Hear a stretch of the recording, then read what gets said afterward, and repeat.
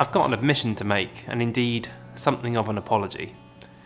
I set out to make this channel about my progress as an artist, but my progress as an artist in the context of having chronic fatigue syndrome, ME. And yeah, I don't think I've done that.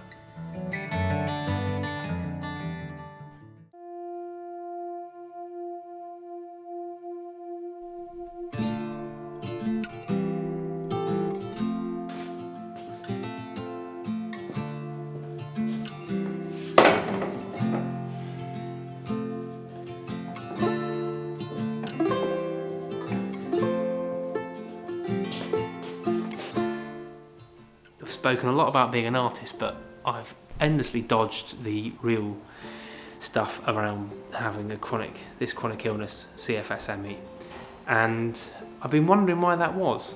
And basically it's because I find it really hard to talk about having chronic fatigue syndrome. Just looking at my notes. So the first one, and I really hate to say this, is that basically people are disappointingly, how do I say this without being rude? If you have had experience of this, you will have had conversations, plenty of them I'm sure, and often sometimes with people who will have disappointed you because they're friends or family, but you will have had conversations where people treat you like suddenly you're some sort of work-dodging, work-shy hypochondriac. And I think it's just so easy if you're feeling really well to discount someone else's experience, to avoid delving into it by just discounting it as someone just being a pain. And I think if you suffer from chronic fatigue syndrome or something similar, which is kind of hard to describe and hard to put your finger on, you will have had this experience, and you don't have to have talked to too many people to just get to the point where you just think, do you know what, I'm gonna keep stum.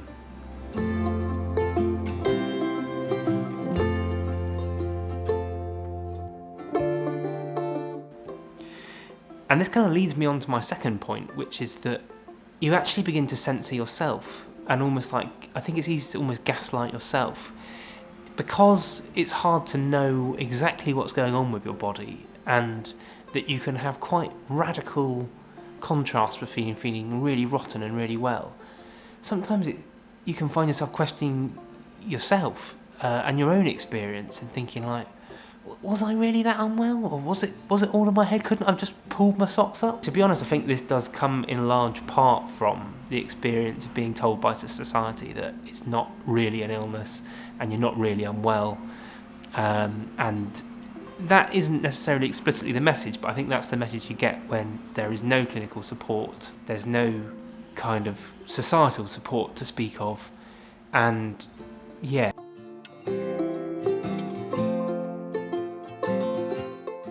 That kind of brings me on to my third point, which is there's not really a language to talk about chronic fatigue syndrome.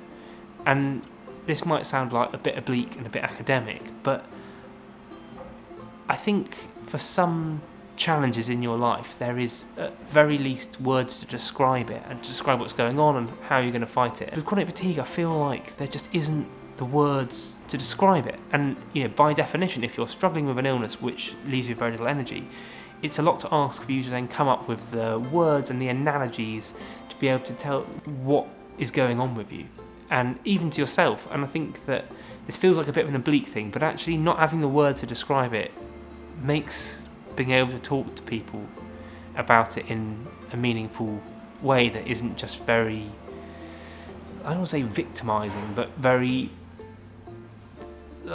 weakening or demeaning, quite tricky.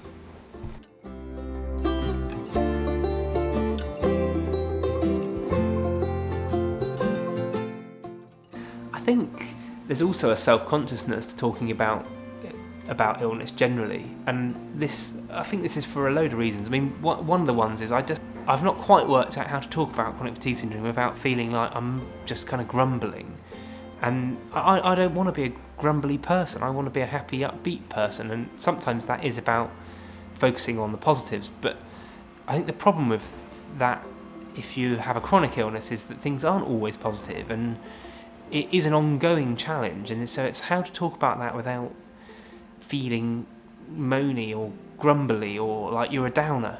Chronic fatigue syndrome is such a slippery thing in terms of trying to describe what's going on. The experience feels very subjective, and I think because of that proximity to oneself, it feels very personal, and then it can end up feeling like, like a bit too touchy-feely, and that goes against the grain, I think. Let's be honest, the British way is to have a sort of stiff upper lip outlook on things, and that's fine if you've got a bad cold. When I think about it, it sounds awful, but you just don't want to be a burden on other people, and so you keep things to yourself.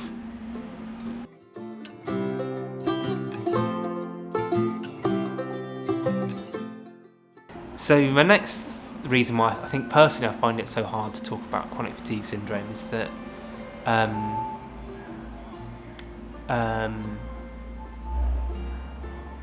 don't know if you can hear that forklift outside.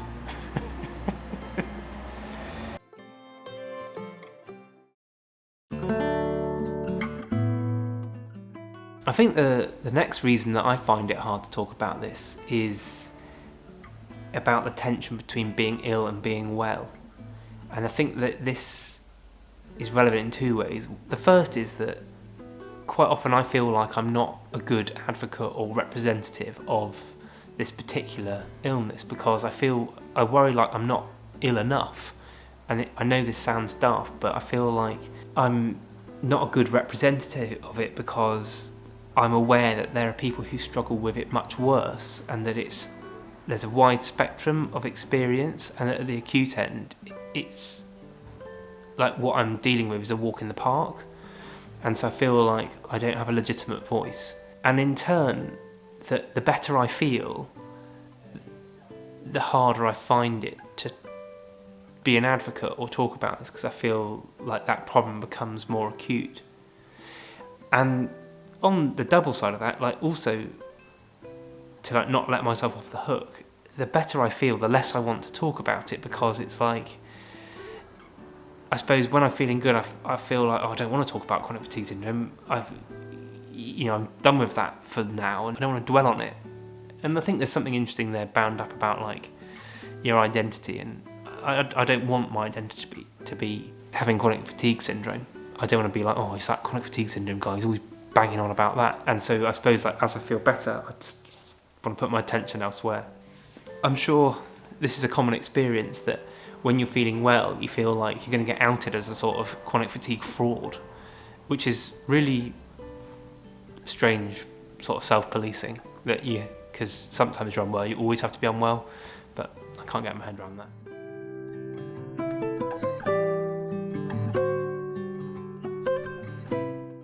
So yeah, actually having reflected on that, that's quite a few reasons why I don't talk about having chronic fatigue. And to cut a long story short, I think this is a real problem. I feel like it's been all too easy for society to just brush this illness and its sort of sister illnesses like long COVID under the carpet. And in turn, that is brushing people's lives under the carpet. And that there are many thousands of people suffering from these physical illnesses in silence and on their own, and it's bad enough to be ill without being in silence and being on your own. I feel quite angry about that actually, and so I actually feel more of a responsibility to talk about this.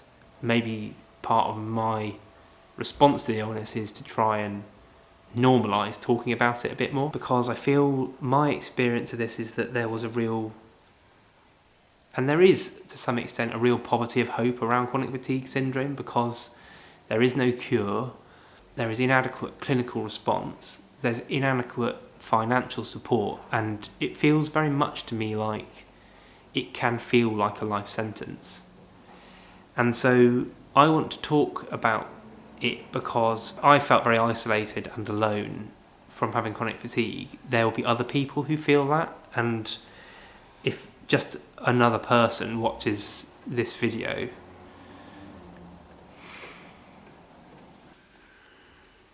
sorry,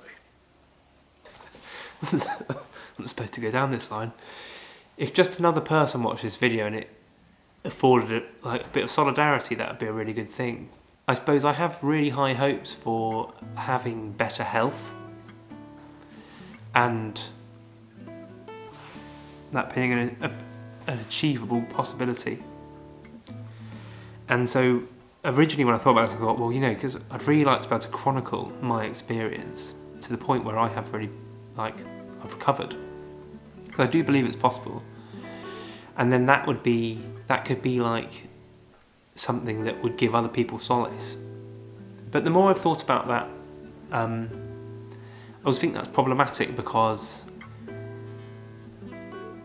I don't think living a good life is dependent on having a sort of non-specific idea about what good health is.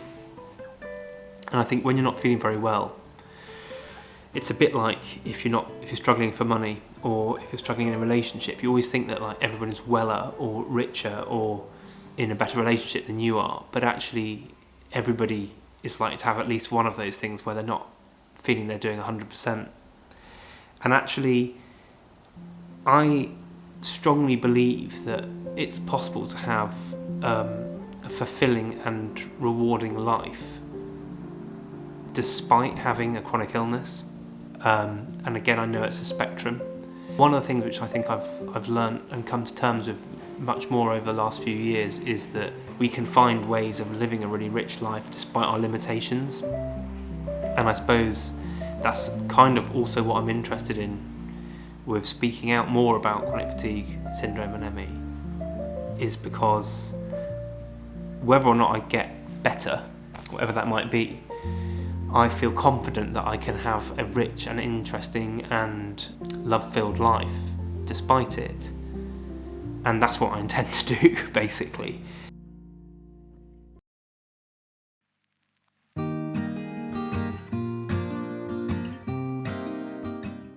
So yeah, that's the plan.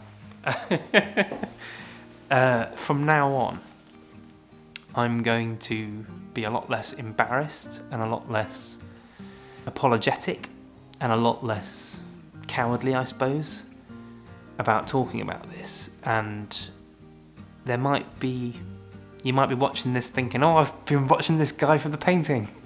My happy times. And that's still going to be part of it, but I'm not going to shy away from talking a lot more about the experience of having chronic fatigue syndrome, regardless of how well I'm doing, bad or good, and making this channel much more about the quest to find a way to make a living that doesn't sacrifice my health, and to chronicle that journey. And if that sounds like something you want to join me on, keep watching. Basically, I don't know where it's going to go, but if you've got this far, I really appreciate you watching, and I'll appreciate your company going forwards. So thank you very much. See you for the next one.